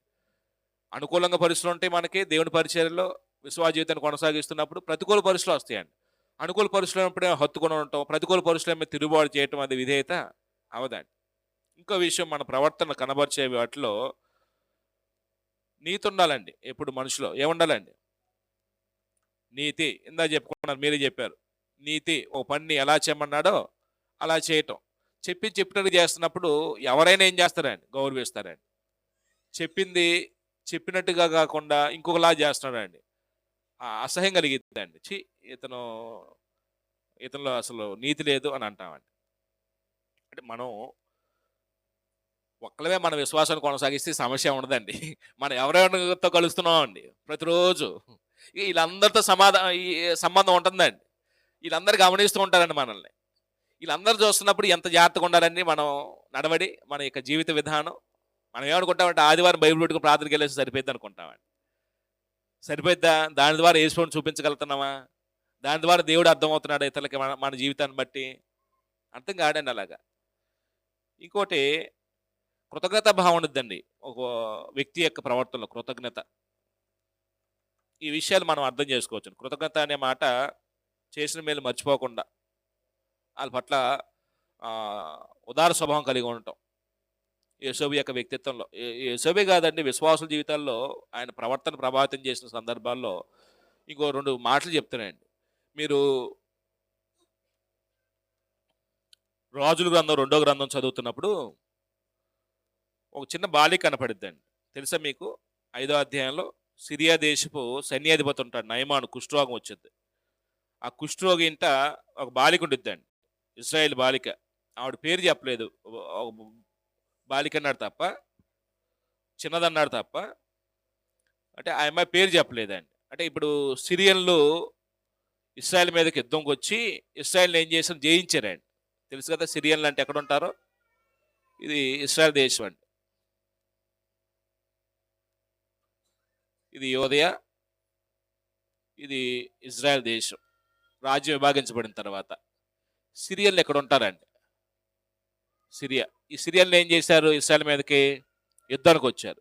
యుద్ధానికి వచ్చి సంపద దోచుకొని వెళ్ళిపోయారండి. అంటే ఇశ్రాయేల్ని చెరదీసుకెళ్తారు కదా! వీళ్ళు ఏం చేశారంటే ఒక చిన్నదాన్ని, ఒక అమ్మాయిని 12 సంవత్సరాలు ఇంచుమించుగా ఉండిద్దేమో, ఇంట్లో పని పిల్లగా తీసుకెళ్ళిపోయారండి ఒక అమ్మాయిని. అప్పుడు ఆ పని పిల్ల సైన్యాధిపతి ఉన్నాడు, సిరియా దేశపు రాజు అయినటువంటి రాజు యొక్క సైన్యాధిపతి ఉన్నాడు. ఎవరండి ఆయన? నయమాను. నయమాను భార్యకి ఈ అమ్మాయి ఏం చేయాలి? పని పిల్లగా ఉండాలండి. అంటే ఆ పని పిల్ల ఎంత మాదిరికరమైన ప్రవర్తన ద్వారా ఆవిడ, అంటే ఆ అమ్మాయి యజమానురాల్ని దేవుని వైపు నడిపించే విధంగా తన ప్రవర్తన కనపరిచిద్దండి. మీరు ఎప్పుడైనా చదవండి ఖాళీగా ఉన్నప్పుడు, రాజుల 2వ గ్రంథం 5వ అధ్యాయంలో. అంటే నయమాను చాలా బలిష్ఠుడండి, చాలా పరాక్రమశాలి అండి, సైన్యాధిపతి అండి, గొప్ప హోదాపరుడు అండి, యుద్ధం చేసే విషయంలో నైపుణ్యత కలిగిన, పరాక్రమం కలిగిన వాడండి, బలాఢ్యుడు. అయితే ఆయన కుష్ఠరోగం ఉందండి. కుష్ఠరోగం ఉన్నప్పుడు ఎన్ని ఉన్నాయి, చాలా సందర్భాల్లో ఆయన చాలా మంది చూపించుంటాడు, నయం కాలేదండి ఎక్కడ కూడా. ఆ బాలికి ఒక ఆశ పుట్టిందండి, నా యజమానుడు బాగోవాలి. మేము నెమ్మదిగా యజమానురాల దగ్గరికి వెళ్ళిందండి. అమ్మా, నా యజమానుడు స్వస్థడైతే బాగుండిద్ది, నా యజమానుడు చాలా ప్రయత్నం చేశాడు స్వస్థ కొరకు, అవ్వలేదు కదా. షోమ్రోన్లో యెహోవా ప్రవక్త ఉన్నాడు, ఆయన ఎదుట నిలబడితే ఆయన ఈయనకి రోగం తగ్గిస్తాడు, ఒకసారి అక్కడికి నా యజమానుని వెళ్ళమని చెప్పండి అన్నదండి. బానిస పిల్ల ఏదైనా సలహా ఇస్తే యజమానులు తీసుకుంటారా, తృణీకరిస్తారా? ఎవరిపై చెప్పాడు కానీ సలహా, నీకెందుకే మా పనులు, మా పర్సనల్ విషయం నీకెందుకు అని ఏం చేస్తారండి? నోరు మూయిస్తారండి. కానీ ఎంత స్వతంత్రంతో ఆ అమ్మాయి ఆ మాట చెప్పగలిగిందంటే, అంటే అంత స్వాతంత్రం ఎలా వచ్చిందండి? అంటే ఆ అమ్మాయి కుటుంబంలో కలిసిపోయిందండి. అంత నమ్మదగిన తత్వం అండి, అంత నిజాయితీ పరురాలండి, ఆ యజమానులకు లోబడే తత్వం కనపడిద్దండి, నీతి ఉండిద్దండి, కృతజ్ఞతాభావం ఉండిద్దండి. కృతజ్ఞతతో నన్ను వాళ్ళు పోషిస్తున్నారు, నాకు జీవితాన్ని ఇచ్చారు, బానిసకి వచ్చినప్పటికీ నా పేద గొడ్డు చాకరీ చేయించట్లా, నాకు ఇలాంటి జీవితం ఇచ్చారు కాబట్టి నా యజమానుడు బాగోవాలని కృతజ్ఞతాభావంతో ఆ అమ్మాయి చేసే ప్రయత్నం ఏంటంటే, షోమ్రోన్లో ప్రవక్త ఉంటాడు, ఆయన దగ్గరికి వెళ్తే స్వస్థత చేస్తాడు, నా యజమానుని వెళ్ళమని సలహా ఇచ్చిద్దండి. ఆవిడ తన భర్తని నెమ్మదిగా పిలిచి, ఇట్లాగా పలానా చోట నయమైంది ఇల్లు అని అడుగుద్దండి. భర్త నోరు భూమించలేదండి, భార్య యొక్క నోరు భూమించలేదండి. పిచ్చిదానిలాగా ఉన్నా నేను, ఎవడ పని పిల్లలు చెప్పింది నాకు చెప్తావు, ఇన్ని ప్రయత్నాలు చేశాను ఇక్కడ మన దేశంలో, ఇన్ని మందులు వాడు ఉంటాడు, ఎంతమంది మంత్రస్వాముల దగ్గరికి వెళ్ళి రోగం తగ్గించేసుకోవడానికి మాంత్రికుల దగ్గరికి వెళ్ళి ఉంటాడు, అయినా తగ్గలేదు కదా. పని పిల్లలు చెప్పిందని నాకు తప్పుడు సలహా చెప్తావేంటి అనలేదండి ఆయన. భార్య మాటని గౌరవించాడండి. అంటే బాలిక చిన్న చెప్పిన మాటని గౌరవించి, భార్య భర్తకి చెప్పినప్పుడు భర్త ఏం చేస్తాడు, రాజుకి విన్నపించి చెప్పుకుంటాడండి, సిరియా రాజుకి. రాజు ఏం చేస్తాడు, ఇశ్రాయేల్ దేశం రాజుకి లేఖ రాసి పంపిస్తాడండి, ఈయన చేర్చుకో ఇట్లాగా కుష్ఠరోగం నయం చేయించినని. అంటే అక్కడ నేను అర్థం చేసుకుంది ఏంటంటే, దేవుడు ఒక వ్యక్తిని దేవుని మార్గం నడిపించడానికి ఎవరినైనా ఉపయోగించుకుంటాడండి. తర్వాత నయమాను కుష్ఠరోగం తగ్గటం, యెహోవా దేవుడని నమ్మటం, యెహోవానే సేవిస్తానని తీర్మానం తీసుకోవడం మనం చూస్తాం లేదా 5వ అధ్యాయంలో. అంటే ఈ నయమాను యొక్క రక్షణ వెనకాల ఎవరి యొక్క జోక్యం కనబడుతుందండి? దేవుని యొక్క జోక్యం కనబడుతుంది. ఎలాగ దేవుడు వారిని ఉపయోగించుకున్నాడో చిన్నదాన్ని అండి, చిన్నదాన్ని ఏం కనబడిద్దండి? ఇవన్నీ కనబడతాయండి. నిజాయితీ ఉండిద్ది, ఆవిడ నమ్మకత్వం కనబరిచింది, విధేయత, నీతి, కృతజ్ఞత భావం ఇవన్నీ కనబడతాయండి. అంటే అది కూడా మనం రాసుకోవచ్చు అండి. ఓ బాలిక సిరియనుల అక్కడ అన్న మాట ఏంటంటే, నయమాను ఇంట చిన్నది అన్నాడు చూడండి, 5వ అధ్యాయము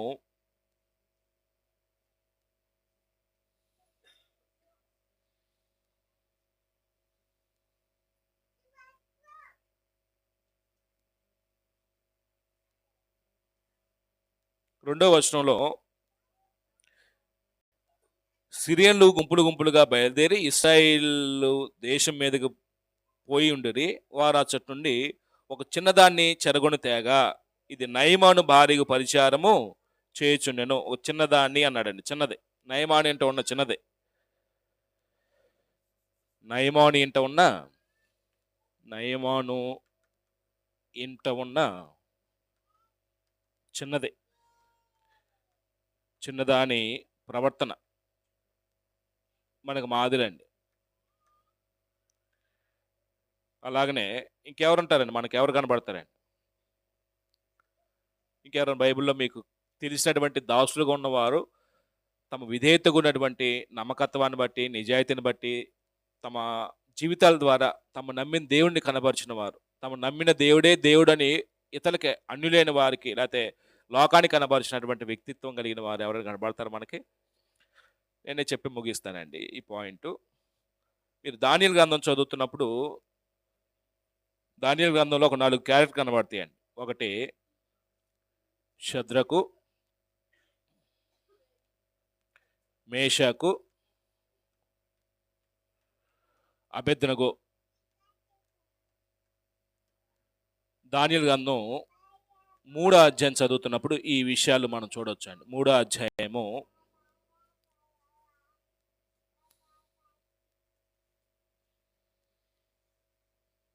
అంటే 3వ అధ్యాయం తెలిసిన స్టోరీ మీకు. రాజు అయిన నెబుకద్నెజరు పెద్ద ప్రతిమ నిలబెడతారండి. ప్రతిమ నిలబెట్టి బాకాను, పిల్లను గ్రోవి, సుంపుని ఇట్లాగా వాయిద్యాలు ఉపయోగించినప్పుడు ఆ దేశంలో ఉన్నటువంటి ప్రతి వారు కూడాను, ఆయా భాషలు మాట్లాడే ప్రతి వారు కూడాను ఆ విగ్రహం దగ్గరకు వచ్చి ఏం చేయాలండి? ఆ మైదానంలో ఆ విగ్రహానికి నమస్కరించాలండి.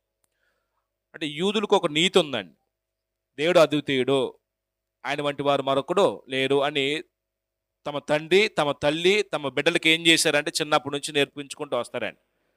అది ధర్మశాస్త్రంలో దేవుడిచ్చిన చట్టం. ఇశ్రాయేలు వినుము, నీ దేవుడని యెహోవా అనగు నేను అద్వితీయుడను అనే మాట చెప్పినప్పుడు ఆయన వంటి వారు మరొకరు ఎవరో లేరు. అది ఒక తండ్రి తెలుసుకొని తన పిల్లలకి, పిల్లల పిల్లలకి నేర్పించుకుంటూ వస్తాడండి. దేవుడికి తప్ప ఏనికి నమస్కరించకూడదు. ఆజ్ఞల్లో ఉన్నటువంటి ఆజ్ఞల్లో మనం చూస్తాం.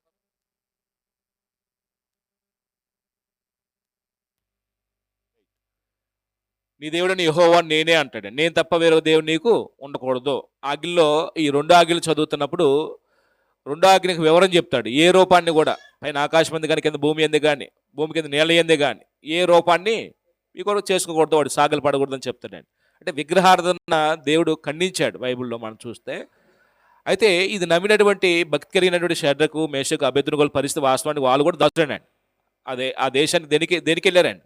బబులోను ప్రాంతం ఎందుకు వెళ్ళారండి? బానిసలుగా వెళ్ళారండి. పితలు చేసిన పాపాన్ని బట్టి దేవుడు 70 సంవత్సరాల పాటు ఏం చేశాడు? వాళ్ళని చెరకి అప్పగించాడండి, బబులోను చెరలో. అయితే బబులోను చెరలో ఉన్నటువంటి వీళ్ళ పరిస్థితి ఏంటంటే బానిసకి వెళ్ళినప్పటికీ భక్తిని వదిలిపెట్టలేదండి. మనం చాలా సందర్భాల్లో ఏం చేస్తామంటే, మనం ఒక ఊర్లో ఉండి ఆ ఊర్లో సంఘంతో కలిసి సహాయం చేస్తున్నప్పుడు చాలా భక్తిగా ఉంటామండి. పనుల నిమిత్తం, ఇంకేదైనా ఉద్యోగం నిమిత్తం, ఇంకేదన్నా కార్యక్రమాల నిమిత్తం ఈ ప్రాంతాన్ని విడిచిపెట్టి వెళ్ళిపోయామనుకోండి, వాళ్ళకి ఆరాధన ఉండదు, ప్రార్థన జీవితం ఉండదు, బైబిల్ చదవడం ఉండదు, లోకంతో పాటు కలిసిపోయి లోకంలో ఉన్నటువంటి కార్యక్రమాలన్నింటిలో పాలువారం అవుతామండి. ఆత్మీయ జీవితం ఉండదండి. కానీ వీళ్ళు అలా కాదండి, ఎక్కడున్నా కానీ భక్తి జీవితాన్ని వదిలిపెట్టలేదండి. అంటే ప్రతిమ నిలబెట్టాడు, రాజు ఆజ్ఞ జారీ అయింది. ఆ వాయిద్య పరికరాలు ఉపయోగించి పెద్ద శబ్దం చేసినప్పుడు వచ్చిన ప్రజలందరూ ఏం చేస్తున్నారు? ఆ బొమ్మకి నమస్కారం చేస్తున్నారండి. ఎవరైతే నమస్కరించడం వాళ్ళని తీసుకెళ్ళి ఏం చేయాలి? అగ్నిగంధకాలు పడివేయాలండి. తెలిసిన స్టోరీ మీకు.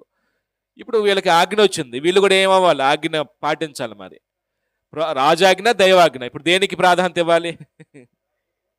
దేనికి ప్రాధాన్యత ఇవ్వాలండి? రాజాజ్ఞ ఏమో విగ్రహాన్ని నమస్కరించు, దేవుని ఆజ్ఞ విగ్రహాన్ని నమస్కరించొద్దు. రాజు మానవ రాజు అయినా దేవుని చేత నియమించబడినటువంటి అధికారి. రాజును కూడా దేవుడే నియమించాడు. కానీ రాజు ఆజ్ఞ కంటే కూడాను దేనికి ప్రాధాన్యత ఇచ్చారు అంటే శద్రకు, మేషకు, అబేద్నెగోల యొక్క విశ్వాసం దేవుని యొక్క ఆజ్ఞ ప్రాధాన్యత ఇచ్చారండి. దేవుని నియమానికి లోబడి వాళ్ళు నమస్కరించలేదు. అవకాశం దొరికింది, వాళ్ళ మీద కుట్ర పడిన వాళ్ళకి చెప్పారు, రాజు కంప్లైంట్ చేశారు. రాజు కోపం వచ్చేసిందండి, తీసుకెళ్ళండి అగ్నిగంధకాలు పడేయండి అన్నాడు. అక్కడ అన్న మాటల్లో ఆ సంభాషణ చూడండి ఎలా ఉండిద్ది ఒకసారి. ఆయన అంటాడు, రాజు ఎంత ఎంత గర్వపు మాటలు మాట్లాడతాడంటే 15వ వచనం చివరిలో, నా చేతి నుండి మిమ్మల్ని విడిపించగల దేవుడు ఎక్కడున్నాడు? ఎలాంటి మాట అండి అది? అది గర్వపు మాట అండి అది. అంటే నేను దేవుడి కన్నా గొప్పవాడిని, మీరు నమ్మిన దేవుడి కన్నా నేను గొప్పవాడిని అని గర్వాన్ని ప్రదర్శించినప్పుడు వాళ్ళు చెప్పే సమాధానం చూడండి. శద్రకును మేషకును అబెద్నెగోయు రాస్తూ ఇలాగ చెప్పిరి, నెబుకద్నెజరు, ఇందుని గురించి నీకు ప్రత్యుత్తరం ఇవ్వాలని చింత మాకు లేదు. నేను బతిలాడుకొని మరణం నుంచి తప్పించని మిమ్మల్ని బతిలాడుకోవటానికి మాకు మనసు లేదు. అంటే బతిలాడుకోం మేము, మేము ప్రాధేయపడటానికి మాకు అసలు మనసే లేదు అన్నట్టుగా వీళ్ళు గట్టిగా చెప్తున్నారు. చూడండి, మాకు చింత లేదు. మేము సేవించిన దేవుడు మండుచున్న ఈ వేడిమి గల ఈ అగ్నిగుండంలో నుండి మమ్మల్ని తప్పించి రక్షించుటకు సమర్థుడు. దేవుడు ఎలాంటి వాడండి? మేము సేవిస్తున్న దేవుడు, మేము నమ్ముకున్న దేవుడు మండుచున్నటువంటి ఈ అగ్నిలో నుంచి తప్పించగల సమర్థుడు. సమర్థుడే కాదా? మనకు ఆ పరిస్థితి ఏం చేస్తామండి? ఒకసారే కదా నమస్కరిస్తామండి. మీరు రేషన్ కట్టు ప్రార్థనకి వెళ్ళే వాళ్ళు అని అంటే ఏమంటామండి? మీకు రేషన్ కార్డు ఉండదో మీరు ప్రార్థనకి వెళ్తే అంటే ఏం చేస్తామండి? ప్రార్థన మానేస్తామండి. రేషన్ కార్డు ఉంటే పిల్లలకి అయ్యి ఉపాధులు అవన్నీ పడతాయి కాబట్టి మనం ప్రార్థన మానేస్తామండి. మనం విశ్వాస స్థాయి అది, వాళ్ళ విశ్వాస స్థాయి అదండి. వాళ్ళు అంటారు, ఇంకో మాట అంటాడండి, మరియు నీ వశం పడకుండా ఆయన మమ్మల్ని రక్షించును. ఒకవేళ ఆయన రక్షించపోయినను రాజా, నీ దేవతలను మేము పూజించమనియు నీవు నిలబెట్టించిన బంగారు ప్రతిమ నమస్కరించమనియు తెలుసుకొనుము. ఎంత తెగింపు మాట అన్నది! నువ్వు పూజించే విగ్రహాలనే పూజించు, నువ్వు నిలబెట్టిన ప్రతిమకి మా దేవుడు రక్షిస్తాడు. రక్షించపోయినా పర్లేదు, మేము చచ్చిపోవటం కానీ విగ్రహాలు మాత్రం మేము. ఎక్కడి నుంచి వచ్చిందన్న తెగింపు? విశ్వాసాన్ని బట్టి వచ్చినట్టు తెగింపు అండి. అది విశ్వాసి దేవుని బట్టి ధైర్యంగా ఉంటాడండి. పరిస్థితికి ఏమవ్వడండి, బెండైపోడండి. మనం ఏం చేస్తాం? పరిస్థితికి లోబడిపోతామండి. ఏ చిన్న కష్టం వచ్చినా అమ్మో ఈ పరిస్థితిని తప్పించబడాలి, తప్పదు అబద్ధం ఆడాలి, తప్పదు మనం మాట తప్పాలి, తప్పదు మనం ఎస్కేప్ అవ్వాలి ఎక్కడి నుంచి అని ఏం చేస్తామండి? మోసం చేస్తాం, అబద్ధం ఆడతాం, అవసరమైతే ఇంకేదైనా చేస్తామండి. కానీ వీళ్ళు అలాగా లేరండి. విశ్వాస సంబంధమైన జీవితంలో ఎంత స్థిరంగా ఉండాలో చూస్తే, నెబుకద్నెజరుకి ఈ మాట అంటే గౌరవం పెరిగిద్దా, ఇంకెక్కువ కోపం వచ్చిద్దా? ఇంకెక్కువ కోపం వచ్చిందండి. 700 రెట్టింపు చేయమన్నాడు అగ్నిని. అగ్ని కనుక ఏం చేయమన్నాడండి? 700 పెంచమన్నాడండి. అసలు మామూలుగానే మనుషులు సత్తారు, దాన్ని 700 రెట్టింపు చేయమన్నాడు మంటని. కోపంతో ఆ ఉన్న బట్టలు, అంగీలో ఏ అయితే బట్టలు అయితే ఉన్నాయో ఇంకా ఇప్పటం కూడా కాదండి, వాటిలో తీసుకెళ్ళి వాటితోనే ఏం చేయమన్నాడండి? బలిష్టమైన మనుషులను తీసుకెళ్ళి దాంట్లో ఏమన్నాడండి? గొప్ప అద్భుతం ఏంటంటే, వాళ్ళని పడేసినటువంటి ఆ బలిష్టమైన మనుషులు కాలిపోయారు తప్ప వీళ్ళు ఎవరో కాలిపోలేదండి. ముగ్గురు అగ్నిగండాల్లో అలాగ తిరుగుతూ వాళ్ళతో పాటు ఇంకొక మనుషులు తిరుగుతున్నట్టుగా చూశాడండి రాజు. గుడి జల్లుమంది అన్న ఆయనకి, ఏంటి ఇది అనుకున్నాడండి. బయట తీసుకొచ్చాడండి వాళ్ళని. చూసాడండి, మొత్తం బట్టలు ఎంటుకలు మొత్తం చూసాడండి. ఎక్కడ ఏది కాలిపోలేదండి. ఎంటుకైనా సొరసొర అన్నారు కదండి, ఏవి కాలిపోలేదండి. ఎవరు చేసిన నా కార్యం? దేని బట్టి అండి? విశ్వాసాన్ని బట్టి. అక్కడ వారి యొక్క ప్రవర్తన ఎవరిని కనబరిచిందంటే, ఒక వచనం చదివి ముగిస్తాను ఈ పాయింట్ని. 28వ వచనం చూడండి, 3వ అధ్యాయం 28వ వచనంలో నెబుకద్నెజరు మాట్లాడుతున్నాడు. ఒక అన్యుడైనటువంటి రాజు, ఒక సంస్థానపు, ఒక రాజ్యపు, బలిష్టమైన రాజ్యపు రాజు మాట్లాడుతున్న మాట ఏంటంటే, శద్రకు మేషకు అబెద్నెగోయను వీరి దేవుడు పూజార్హుడు. అర్థమైందండి? అదే వీళ్ళు మొక్కేస్తే, ప్రాణాలు కాపాడుకోవడానికి విగ్రహానికి నమస్కరిస్తే, నెబుకద్నెజరుకి యెహోవా దేవుడని, ఆయనే పూజనీయుడైన సంగతి అర్థమయ్యేదా? అర్థం కాదండి. అంటే కొన్ని సందర్భాల్లో మన ప్రవర్తన మనం నమ్మినటువంటి దేవుడు కనపరిచిద్దండి. మనమేం లూజ్ అయిపోతాం, బెండ్ అయిపోతాం. పరిస్థితులు అనుకూలం లేదు కదండి, కుదరట్లేదండి, అవ్వట్లేదండి మాకు అని ఏం చేస్తామండి? తలొగ్గుతున్నామండి. ఇక్కడ కూడా వీళ్ళు తలొగ్గలేదండి. పోతే పోతాం, రక్షిస్తే దేవుడు రక్షిస్తారు, రక్షించబోయిన మేము చచ్చిపోవటం. మేము ఇలాంటి వాటిని చేయం. అయితే ఇక్కడ రాజాగ్ని కంటే కూడా దేవుని యొక్క ఆజ్ఞకు లోబడటం అనేది చాలా విశ్వాస యొక్క తెగింపండి. అది మనం ప్రతి దేవుడు తప్ప ప్రతి దానికి లోబడతామండి.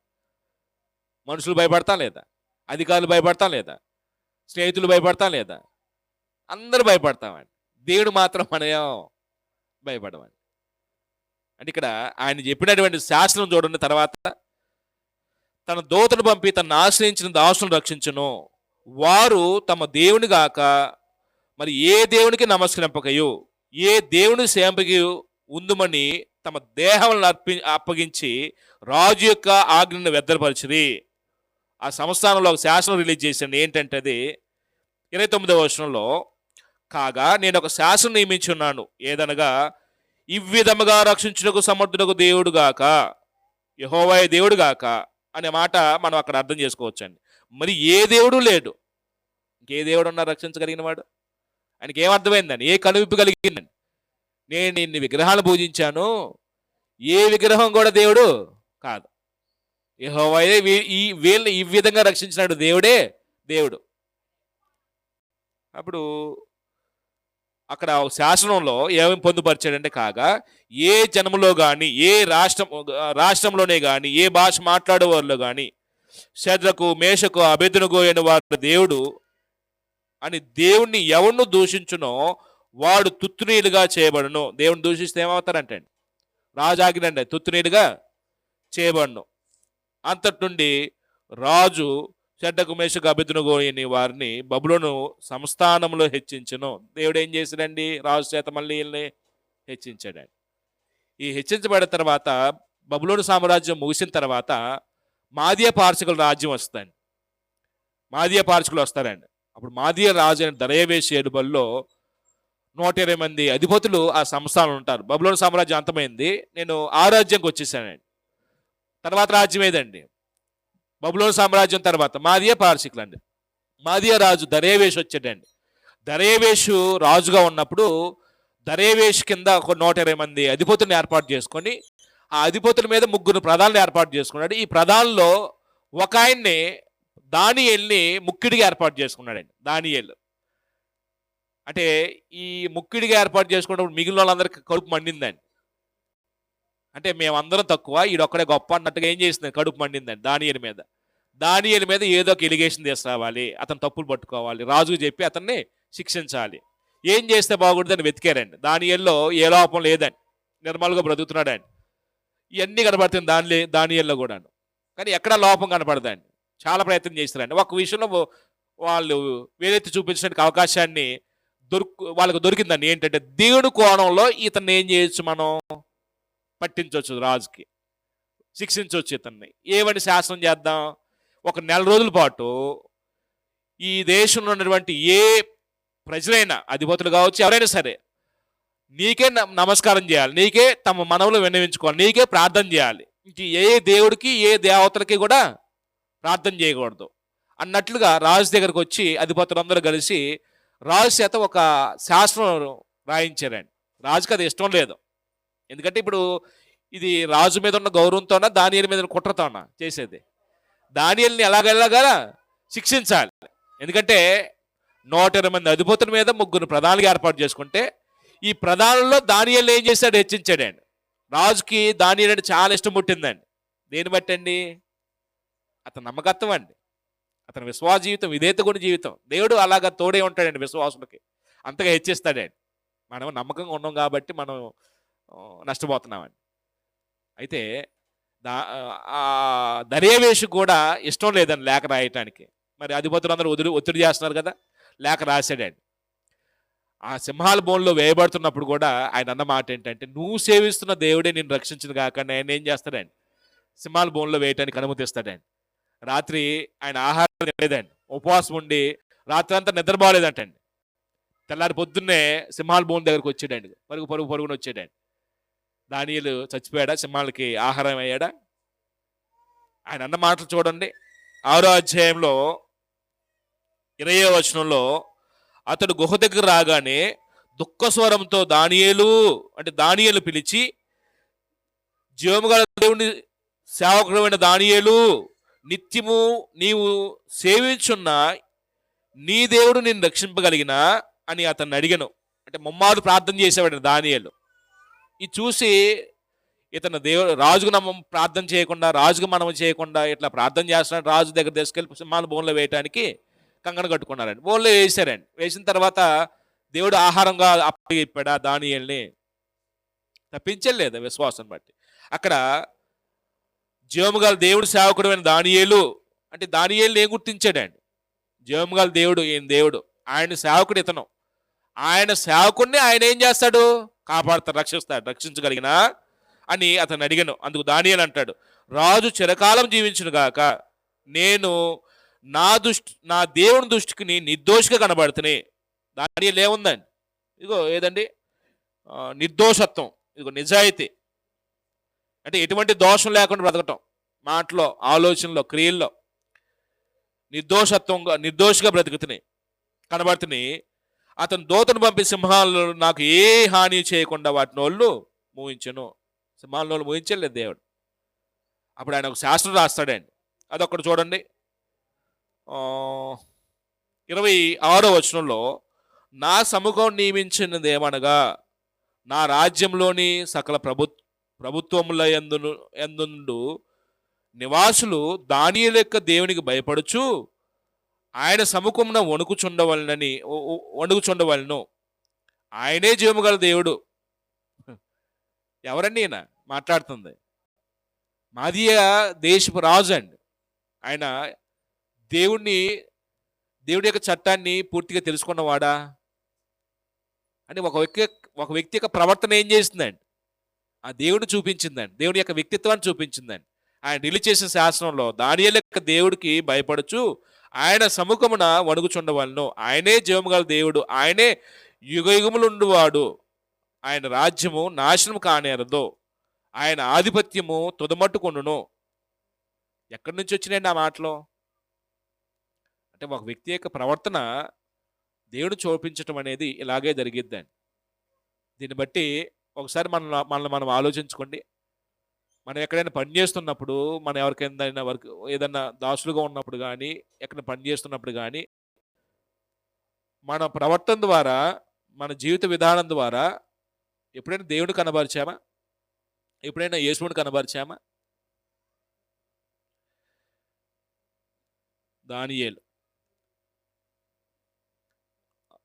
దానియేలు గ్రంథము 6వ అధ్యాయం మనం చూడొచ్చు.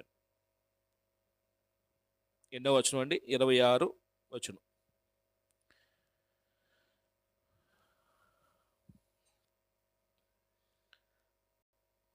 అంటే ప్రస్తుతం మన పరిస్థితి ఎలా ఉందంటే, మన బాప్తిసం పొంది విశ్వాస జీవితాన్ని కొనసాగిస్తున్నప్పుడు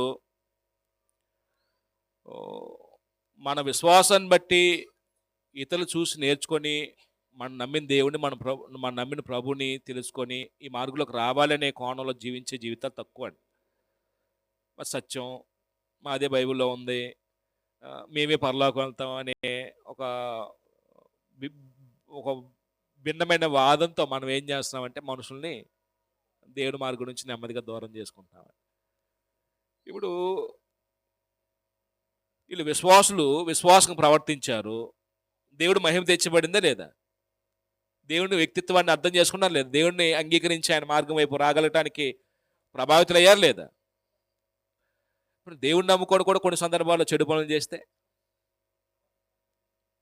దేవుడి నామాన్ని ఏం చేసిన వాళ్ళు అవుతారని చెప్పుకున్నాం పోయిన వారు, దూషించిన వాళ్ళు. దావీదు ప్రవర్తన నా హృదయానుసారని చెప్పిన దావీదు కాని పని చేసినప్పుడు దేవుడు సమూయేలు ద్వారా చెప్పిన మాట ఏంటంటే, శత్రులకు నా నామాన్ని దూషించడానికి హేతు కలుగు చేశావు, కారణమయ్యావు అంటారు లేదా? నా హృదయానుసారన్నా ఎలాంటి పనులు జీవించావు, నీ హృదయానుసారా అంటే నీ మనసు కూడా, నీ హృదయం కూడా అలాంటిదేనా అని చాలామంది ఏం చేస్తారండి? వేళాకోళం చేస్తారు లేదా? దేవుని సందులో సేవ చేసి ఏలీ కుమారుల పరిస్థితి ఏంటండి? ఏలీ కుమారుల పరిస్థితి ఏమైందండి? ఎలాంటి జీవితం జీవించారండి వాళ్ళు? మిక్కిలి దుర్మార్గులు అయ్యారండి. దేవుడికి అర్పించే ఆ బలుల్ని, కొవ్వుని ఏం చేస్తున్నారండి? ముందుగా లాగేసుకున్నారండి. అక్కడికి వచ్చే స్త్రీలతో పాపం చేస్తున్నారండి. అలాంటి అవాచ్యమైన కార్యాలు చేస్తున్నప్పుడు దేవుడికి అర్పణ తీసుకోవడానికి వచ్చిన వాళ్ళ యొక్క మనస్తత్వం ఎలా ఉందన్నాడండి మీరు సమూయేలు గ్రంథం చదువుతుంటే. వెక్సం అంటే వాళ్ళకి దేవుడికి బలు అర్పించడానికి అసహ్యం కలిగిందంటండి. దేవుడి సన్నిధికి అర్పణ తీసుకోవడానికి అసహ్యం కలిగిందంటండి వాళ్ళకి. అంటే ఇవన్నీ చదవడానికి టైం లేదని ముగించాలి. అంటే దేవుని సందులో ఉండి కూడా, దేవుని తెలుసుకొని కూడా, దేవుని వ్యక్తిత్వాన్ని మనం అర్థం చేసుకొని ప్రవర్తించవలసినటువంటి ప్రవర్తించకపోతే మనల్ని బట్టి దేవుడి నామం ఏం చేయబడుతుందండి? యేసు యొక్క నామాన్ని ఏం చేసిన వాళ్ళం అవుతామండి? దోషణ వాళ్ళు గురి చేసిన వారం అవుతామండి. అందుకేనేమో మనం రోమపత్రికలో చదువుతాం 2వ అధ్యాయం 22వ వచనంలో, మిమ్మల్ని బట్టి ఇక దాన్ని జనులు ఎదుట నా నామం దూషించబడుతున్నది అని అంటాడు. అంటే మనం దేవుని తెలుసుకున్న తర్వాత, దేవుని వాక్యాన్ని మనం నమ్మిన తర్వాత ప్రవర్తనలో మార్పు లేకపోతే మాత్రం దేవుని నామాన్ని మనం ఏం చేసిన వాళ్ళం అవుతాం అండి, దూషించిన వాళ్ళం అవుతాం. మనం బట్టి సత్యమార్గం ఏం చేయబడిద్దండి, తృణీకరించబడిద్దండి. వీళ్ళు అనుకూల పరిస్థితిలోనే విశ్వాసాన్ని కొనసాగించారు, ప్రతికూల పరిస్థితిలో కూడా. యోసేపు యొక్క క్యారెక్టర్ చూడండి, అనుకూలంగా ఏం లేదండి. అన్నల చేత ద్వేషించబడ్డాడు, బానిస, పరాయి దేశంలో గుడి చాకరీ చేయించాలి, అయినా తప్పటికి దేవుని వదిలిపెట్టలేదండి. నయమాన్ దగ్గర ఉన్నటువంటి ఒక బాలిక, బానిసకే వెళ్ళిందండి బాలిక ఇంటి పని చేయటానికి, ఆ స్త్రీకి పని చేయటానికి. అయినా సరే జ్ఞానంతో నడుచుకుందా లేదా ఆవిడ? యెహోవాని విడిచిపెట్టిందా? ఆ తల్లులు తండ్రులు ఎలా నేర్పారో తెలియదండి, దేవుని యందు విశ్వాసం ఉంచడానికి ప్రేరేపించిందండి ఆ అమ్మాయి. శద్రకు, మేషకు, అబెద్నెగోలు, దానియేలు ఎలాంటి క్యారెక్టర్ అండి ఇవి? మనకి కొంచెం అసౌకర్యం కలిగితే మన విశ్వాస జీవితంలో పడిపోతాం, బరెస్ట్ అయిపోయిందండి. అన్నీ మనకు అనుకున్నట్టుగా ఉండాలండి. అనుకూలంగా ఉంటే మనం ఎందుకు కొనసాగేది, ఎవరైనా కొనసాగుతారండి.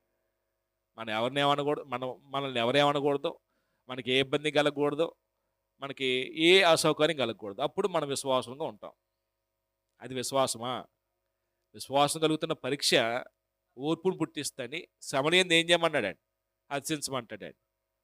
ఈ పరీక్ష, శ్రమ ద్వారా వచ్చిన పరీక్ష మనలో ఓర్పును పెంచడానికి వస్తే, ఈ శ్రమలు హర్షించంటే మనం ఏం చేస్తున్నాం, బలహీనమైపోయి లోకంలో కలిసిపోతామండి. తప్పట్లేదండి అని అంటామండి. ఇది తప్పట్లేదని ఎక్కడ బెండ్ అయిపోయారండి వీళ్ళు? ఏ విషయంలో లోన్ అయిపోయారండి? అంటే మనం స్థిరంగా ఉంటే మన ద్వారా దేవుడి మహిమ వచ్చిందండి అక్కడ. మనమే అస్థిరులుగా ఉంటున్నాం కాబట్టి మన వల్ల దేవుడి మహిమ భంగం కలిగిద్ది. అది ఏదైనా సరే, నేను కుటుంబం దగ్గరకు వచ్చినప్పుడు చెప్పుకుందాం కొన్ని విషయాలు. ఇది యజమాని దగ్గర మనం దాసులు. కొత్త నిబంధనలు కొన్ని మాటలు ఉన్నాయి, అది నేను ప్రభు చిత్తమైతే వచ్చే వారం అది చెప్పి ఇంకో కొన్ని విషయాలు చెప్పుకుందాం, ప్రార్థన చేసుకుందాం, ప్రభు యొక్క మరణాన్ని జ్ఞాపకం చేసుకుని చర్యలో పాలు పంపులు పొందుదాం.